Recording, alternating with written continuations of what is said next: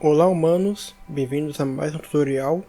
Hoje nós vamos ver um tipo de dado da linguagem Lua que são as tables, ou tabelas. Elas servem para você guardar vários tipos de dados em uma só variável, seja um array, uma lista, um objeto, e várias coisas que requerem uma estrutura. Nós não vimos sobre esses assuntos ainda, né? Sobre objetos e arrays, lists. Nós vamos ver um por um, porque na maioria das linguagens, todos eles são tratados de formas diferentes. Alguns têm uma semelhança ou outra um com o outro, mas todos eles são diferentes. Um exemplo disso é a list e o array, que são coisas um pouco diferentes, que funcionam um pouco diferentes, em que nas linguagens eles são tipos de dados diferentes, né? Mas em Lua é tudo igual, né? Você monta eles tudo da mesma forma. E como essa playlist é para mostrar mais a lógica de como funciona a programação, eu preferi separar todos esses tipos de dados em vídeos específicos para cada um. Por mais que em Lua todos eles sejam a mesma forma. Eu estou fazendo dessa forma também, porque assim eu consigo focar melhor em cada diferença de um para o outro, né? Como ele se comporta. Então, um array ele é uma lista, né, de dados. Então você pode criar uma variável aqui, me array, e nele você vai abrir e fechar essas coisinhas aqui que eu esqueci o nome. E aqui dentro você vai passar quais dados você quer que esse array guarde. Vamos criar um array de nomes, por exemplo. Digamos que nós vamos criar um jogo, né? E nesse jogo você vai guardar o nome dos personagens. Então,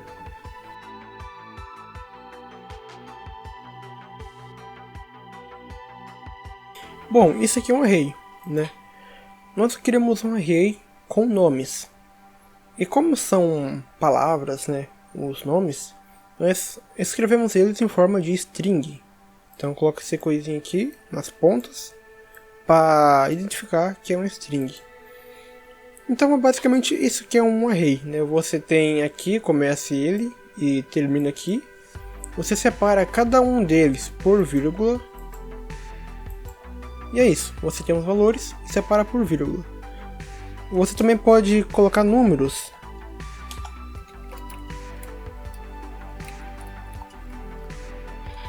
Olha só, como podem ver, a forma para você colocar tipos diferentes de dados é a mesma. Você só pode colocar o que você quiser aqui dentro, inclusive outras variáveis, né?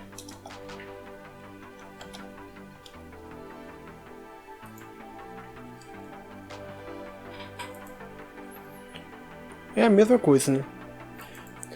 Bom, nós temos nosso array. E como nós vamos fazer para acessar os dados desse array? Você pode simplesmente vir aqui e colocar um print. E agora você coloca aqui qual valor você quer mostrar. Como nós temos aqui uma sequência de dados, seja aqui o primeiro, o segundo, o terceiro, o quarto, nós vamos colocar o index, que seria para identificar qual que nós queremos. Então o primeiro é o 1, o segundo é o 2, o terceiro é o 3 e assim por diante. Então, me array. E agora colocamos aqui esse quadradinho aqui. E aqui dentro você coloca qual index você quer mostrar. Então queremos, por exemplo, esse primeiro aqui, ó, o A. Então 1. Dá um print. 10. Queremos mostrar o 5. Esse aqui, ó. Segundo. Então 2. Print. Olha só. Nas outras linguagens, como C, C++, Python, qualquer outra linguagem, C Sharp, tanto faz, né? Java, todas elas são iguais, assim, com essa questão de array. Praticamente a mesma coisa. Talvez mude uma coisa assim na hora de escrever, mas no fundo é a mesma coisa. A única coisa que diferencia Lua das outras linguagens nessa questão é a forma como você passa o index, porque como você pode ver aqui, o 1 é o primeiro, que é o A, né? Então, 10, beleza. Nas outras linguagens, o primeiro valor não é o 1, ele é 0. Então você começa de 0, 1, 2, 3 e assim por diante. Mas em Lua, você começa por 1. Nas outras linguagens, seria o 0, o primeiro. Mas o que acontece se a gente colocar o 0 aqui em Lua? Está o play. Olha só, retornou nil, ou seja, nulo. Eu não entendi por que Lua retorna nulo no primeiro aqui, no 0. Né? Mas é uma característica dela, né? Começa por 1, então no fundo não muda tanta coisa não. Ok, mas em que especificamente um array seria útil na nossa vida como programador? Vamos apagar isso aqui. Eu fiz um exemplo aqui, né, de como você poderia usar a linguagem. Vou passar isso aqui para baixo.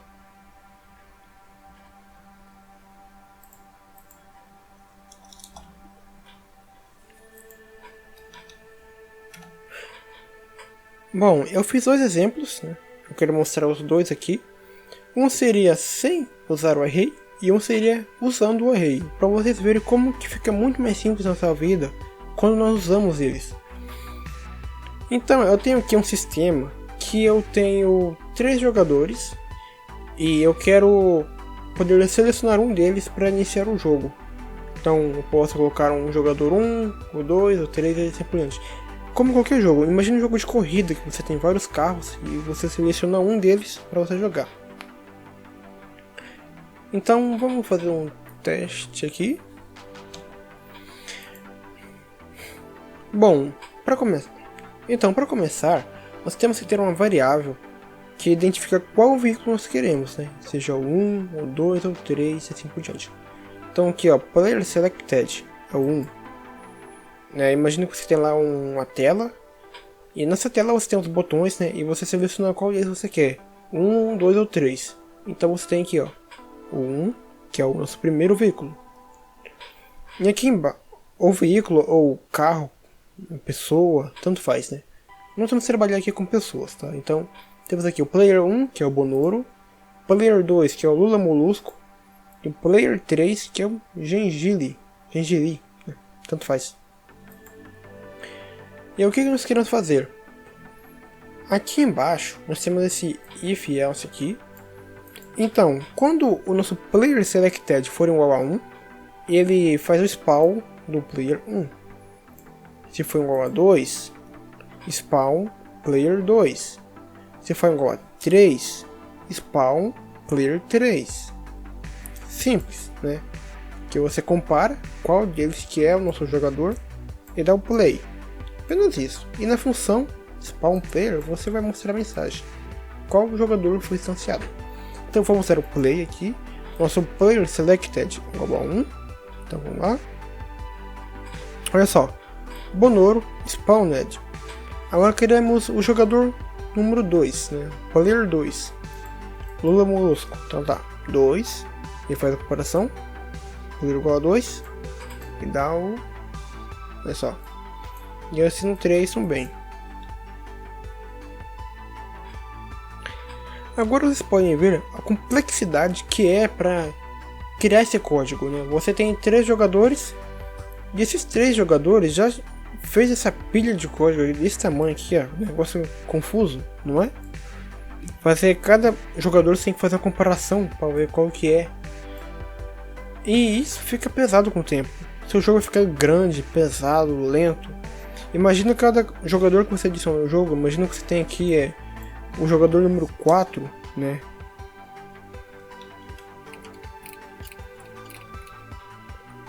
Aí você tem que o seu jogador número 4 aqui. Bom, imagina que você tem esse aqui, o seu jogador número 4. E você quer adicionar esse jogador no jogo. Para você fazer isso, você teria que vir aqui, copiar isso aqui, adicionar aqui embaixo, trocar isso aqui e colocar aqui o 4. Pronto, agora se você colocar aqui o jogador selecionado é igual a 4, agora Bliat Spawned. Mas olha só a confusão disso, né? E E nesse caso, o array seria muito útil, porque você poderia agrupar todos esses jogadores aqui em um array e apenas spawnar usando o index. Só isso.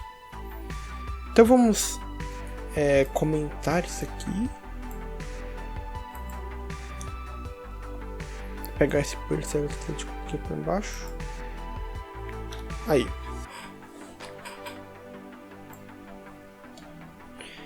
Pronto.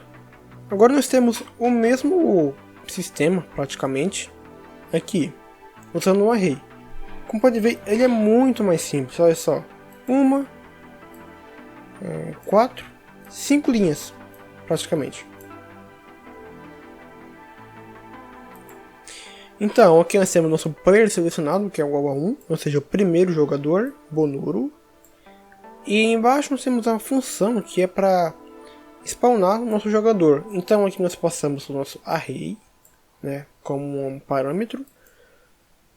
E aqui passamos o index, ou seja, qual elemento desse array nós vamos spawnar. Então aqui nós passamos o array e o index. E aqui do lado spawned, que seria a mensagem. Então aqui embaixo nós chamamos a função player spawned. E aí nós temos o play. Olha só, Bonuro spawned. É o mesmo sistema que esse aqui de cima, que está comentado. Só que muito mais pequeno, muito mais simples. Então, revisando aqui, temos nosso array. Cada um tem o index. 1, 2, 3. E aqui nós temos a função que vai receber um array como parâmetro e o index, e seria qual elemento desse array nós vamos spawnar. E aqui no print nós estamos passando aqui o nosso array e o index no qual jogador foi selecionado e a mensagem. E aqui embaixo nós chamamos a função e passamos o nosso array e o index, que seria 1.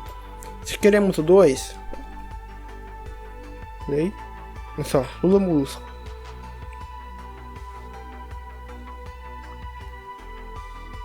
Só change.